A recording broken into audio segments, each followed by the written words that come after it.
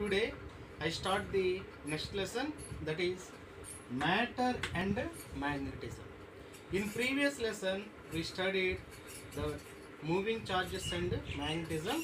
In that we studied what is the relation between electric field and magnetic field, and after that how a magnetic field is produced, and after that we studied what is the magnetic force and what is the magnetic field due to different types of the conductors, and what is the magnetic force acting on the different types of the conductors, and we also studied about force between two parallel current carrying conductors, like that. So but in this chapter we are going to study detail about the magnetism, means here which materials can gives the magnetic property. In the previous we take a current carrying conductor, when current flowing through that conductor magnetic field is formed, then a magnetic field is there. In that if you place another current carrying conductor, then a force can be active. But in this chapter we are going to study about which materials can having the magnetic property. Okay, so first we are going to see what are the topics we are going to cover in this chapter. That is, first topic is bar magnet. Here what is the bar magnet and what are the properties of bar magnet, and how a solenoid can act as the bar magnet. Here only one 5-mark question is there, that is solenoid can act as bar magnet. So this is the only one 5-mark question in this chapter. This chapter is total weightage is 8 marks. It is a simple chapter and easily you can complete this chapter in 5 classes. The only one 5-mark question, that is what is the solenoid, how solenoid can act as the bar magnet. Okay, now here what is we are going to discuss, study about the topics are what is the bar magnets and what are the properties of bar magnets, and the next topic is magnetic field lines. In electrostatics you already studied electric field lines and their properties. So here in this magnetic fields also we are going to study about the magnetic field lines and their properties. And next one is Gauss law of magnetism.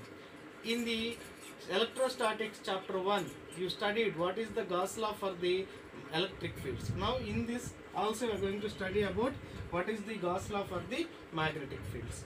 And next one is earth magnetism. All of you know that earth is a good magnet, and in this what are the terms we are going to consider for the earth magnetism. Okay, in this compulsory they are going to ask the definitions. They given 1, 2 or 3 mark question is in this. Okay, this is important topic, that is earth magnetism. And after that magnetic properties of materials. Here some magnetic properties will be there, that is like permeability, susceptibility, and what is the magnetic intensity, what is the magnetic flux density, and everything are the magnetic properties. We are going to study those properties for 3 different types of the magnetic materials. You already know that diamagnetic material, paramagnetic material, ferromagnetic material. For these 3 type of the magnetic materials, how we are going to study those properties. The properties are nothing but magnetization, susceptibility, permeability. Okay, depend upon those properties we also classify the materials in 3 ways. We are going to discuss here. In this also they are going to ask a 5-mark question. Generally question is what are the properties of ferromagnetic materials. Generally they are going to ask 5-mark question in this topic, otherwise they are going to ask 5-mark question here. Okay, and next one is permanent magnets. What are the permanent magnetic materials and which materials can be called as permanent magnetic material? And last topic is electromagnets. You already know that when a current is flowing through the conductor, then conductor can act as a magnetic. Okay, similarly these are the topics which we are going to cover in this chapter. Only theory chapter. This chapter weightage is 8 marks. It is the this is the easy unit. See, The first topic is about bar magnet. What is the bar magnet? Bar magnet is a rectangular object that has a magnetic field. Here you take a rectangular object like this. This is a rectangular object. The rectangular object which has the magnetic field, that can be called as the bar magnet. And here it has the two poles, that is north pole and south pole. The bar magnet is having the two poles, that is one is the south pole and another one is the north pole. So this is known as the bar magnet. Here, what is the bar magnet? Bar magnet is a rectangular object that has the magnetic field around it, and this bar magnet is shown like this, and the bar magnet is having the two poles, one is the north pole and another one is the south pole. Now see the properties of the bar magnet. Here the properties of bar magnet is, I suspend the bar magnet like this. Whenever we hang the bar magnet like this, then we already know that when this bar magnet is hanged, then the south pole of the bar magnet is pointed towards the earth north pole, and north pole of the bar magnet is pointed towards the south pole of the earth. So here, due to that purpose, we are going to use the magnet is in a compass to know the direction in the navigation. Okay, so whenever we hang this or suspend the bar magnet, then it always align along the north and south directions. Means along earth north, south pole of the bar magnet is present. Along the south pole of the earth, north pole of the bar magnet will be present. Okay, so that is the first property of the bar magnet, is align itself in the north to south direction when it is suspended. Okay, so due to that purpose, it can be used in navigation. So it can easily identify, by using this one we can easily identify the direction. And the second property is north or south pole cannot be isolated. Means we already studied in the last chapter, that is there are no monopoles in the magnet. No, always magnet is a dipole. Means if you take any magnet that is having the two poles, north pole and south pole. So here for example, I take the bar magnet. This is the south pole and it is the north pole. When this bar magnet is cut into some pieces, for example, here I cut this magnet. Again, I cut this magnet into some pieces like this. When it is cut into three pieces, it is not only having the south pole, this is having the north pole also. But here it is north pole, then it is having the south pole. Similarly, this piece also having two poles. So like that, the south and north poles are exist whenever we cut a bar magnet into pieces. So you have to remember that the north or south pole cannot be isolated. Means we cannot take monopoles for the magnet. The magnet is always having the dipole. Okay, so when we cut any number of pieces, each piece is having the both polarities, south polarity and north polarity. Okay, so now this is the second property. And see the third property, that is, all of you know that when north pole and north pole bring nearer to each other, what happened? These are like poles, they repel each other. And south pole and south pole take nearer to each other. Again, these are like poles, so they repel each other. If you take a north pole and south pole nearer to each other, these are unlike poles, they can attract each other. Okay, this is the another property of bar magnet. See here, what are the properties of bar magnet? The first property is the magnet is always aligns north to south direction whenever it is suspended. And what is the second property? The second property is north or south pole cannot be isolated. Always the magnet is having the dipole. And what is the third property? Like poles are always repel and unlike poles are always attract. Now the next one is magnetic field lines. After understanding the magnetic field lines and bar magnet, next we derive how can a solenoid can act as the bar magnet. Okay, first you have to know about magnetic field lines. This is also one of the important 3-mark question. You have electric field lines in the first chapter. Similarly, in this chapter you have the magnetic field lines. Okay, they can give any one question in the 3 marks. Okay, so this is the one of the important topic. See here, what is the magnetic field lines? Here, every magnet is having the 2 poles similar to the positive and negative charge of the electric dipole. Okay, whenever we are observing electric dipole, first we say take the electric dipole. This is the electric dipole. What is electric dipole? The electric dipole is nothing but 2 equal and opposite charges are placed with a small distance. This is called electric dipole. It is positive charge and it is a negative charge. And you already know what are the properties. That is, the electric field line always originating from the positive charge and terminate towards the negative charge, means always starts with positive charge and ends with the negative charge. So here these are the positive, means these are the electric field lines. Now,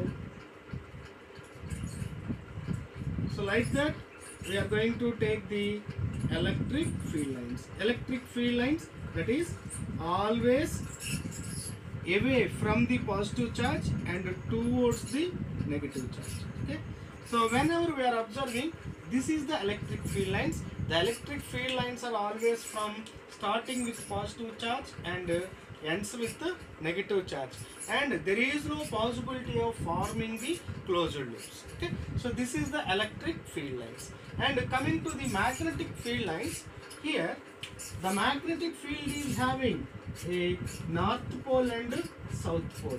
Okay, no? So here south pole and north pole, and the magnetic field line is having a particular that is a particular property, that is it can forms the closed loop, which is the difference from the electric field lines. Electric field lines cannot form the closed loops, but whereas magnetic field lines can form the closed loop. See here how we can observe this. To observe these magnetic field lines, we take the iron files. Iron files are nothing but very small pieces of the iron. When it is poured around this, when the small iron files can be poured around this magnet, then that is aligning in this manner. So here outside of the magnet, the field lines are aligning in this manner. See clearly. Okay, like this the field lines are aligned.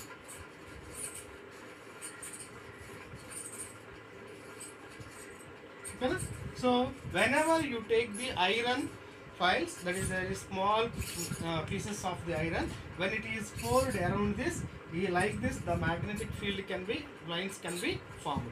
And here the magnetic field lines outside the magnet can be taken as always start with north pole and ends with the south pole. But whereas inside the magnet, these field lines are from south pole to north pole.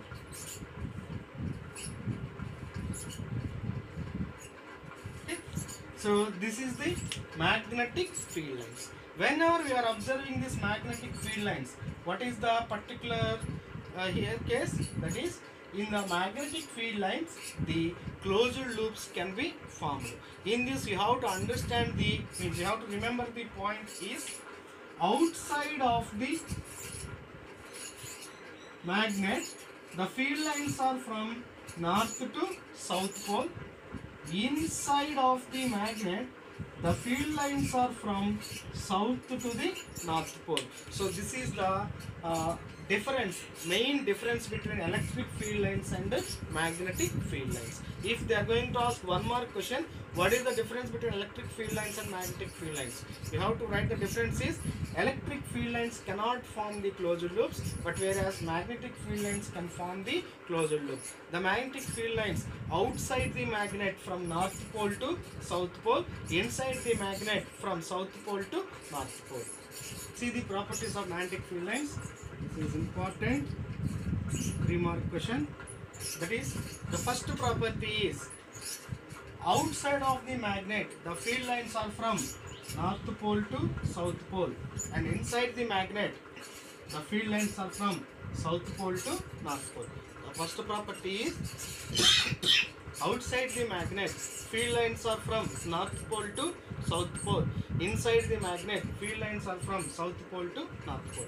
And second property is it forms continuous closed loops. This is the difference between electric field lines and magnetic field lines. So here the magnetic field lines formed continuous closed loop. And the third property is if we draw tangent at any point, then that tangent will give direction of the magnetic field at that point. That is, the tangent to magnetic line at a given point specify the direction of the magnetic field at that point. You already studied the property in the electric fields also. Here you take any point in this magnetic field line. If you draw the tangent is always specify the direction of the magnetic field. And here the fourth property is magnetic field lines never intersect. Here these are the magnetic field lines. These magnetic field lines cannot be intersect. Why? Here they are going to ask one more question. Why magnetic field lines cannot intersect? That is, see the reason. Here I have the two field lines. These two field lines intersect. But we know this property. The property is tangent at any point is given direction of net magnetic field. If you want to find magnetic field at this point, but here what happens? Two lines are intersect. You draw the tangent, one is here, another one is here. Here there is no possibility of two tangents at one point. Means these two tangents are given single direction. So due to that reason, the magnetic field lines cannot intersect. That is, practically the magnetic field lines or electric field lines cannot intersect. If the lines are intersect, to specify the direction, there are two tangents are drawn, but their two tangents cannot give the one direction of the one net magnetic field. Due to that reason, the magnetic field lines cannot intersect. If they are going to ask one more question, you have to write the answer is two tangents cannot specify the direction of the one net magnetic field. Due to that reason, the magnetic field lines cannot intersect. Okay, so these are the properties. You can write any three properties. No need to write all the four or five properties. You can write only three properties. Okay, you have another properties also there. The fifth property is here. The fifth property is greater number of field lines per unit area stronger to the magnetic field. That is, for example, if the magnetic field lines are like this and magnetic field lines are like this, when we are observing here the distance between magnetic field lines is more, so less number of magnetic field lines are present in the given area. But here more number of magnetic field lines are present in the same area. Due to that reason, here the magnetic field is strong. Okay, so this is the fifth property. Now we have to remember any three properties. Okay? Once again, see the properties of the magnetic field lines. First property is magnetic field lines outside the magnet from north pole to south pole, and inside the magnet from south pole to north pole. The second property can be taken as the magnetic field lines forms continuous closed loops. Okay. Now the third property is if you draw tangent at any point on the magnetic field lines, that will give direction of the net magnetic field at that point. Okay, to know the direction of the magnetic field, we have to draw the tangent on the magnetic field line. Third one is magnetic field lines cannot intersect. Reason is the at the point we have one net magnetic field, but we need to draw two tangents. Two tangents cannot specify the direction of one magnetic field. Due to that reason, the magnetic field lines cannot intersect. And the fifth property is greater number of field lines per unit area, then the magnetic field can be strong. If the less number of magnetic field lines is there, then it is the weaker magnetic field. So this is the about a bar magnet and bar magnet properties, magnetic field lines and its properties. In the next session, we are going to know how the circular current carrying loop is a dipole. We already studied in the previous chapter, but in this chapter we just know why it is called as magnetic dipole, and after that we are going to derive important 5-mark question, that is why solenoid can act, means how a solenoid can act as a bar magnet. That is the important 5-mark question. It is a simple unit, you can easily understand the topics, and it is having more weightage, that is 8 marks. So keep practice. In this only 2 5-mark questions will be there. In the next session we are going to derive a 5-mark question, that is solenoid can act as a bar magnet.